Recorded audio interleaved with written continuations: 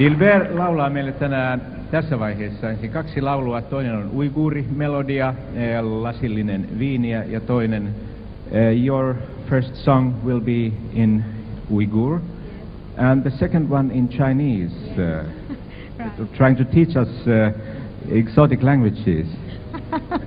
Well, that's also interesting. I have also never done it myself before, so it's also exciting for me.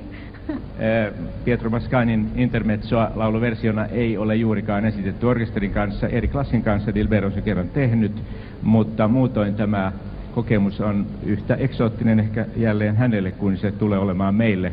Nyt siis aluksi uiguurimelodia, lasillinen viiniä ja sen jälkeen Ave Maria, Cavalleria Rusticanasta.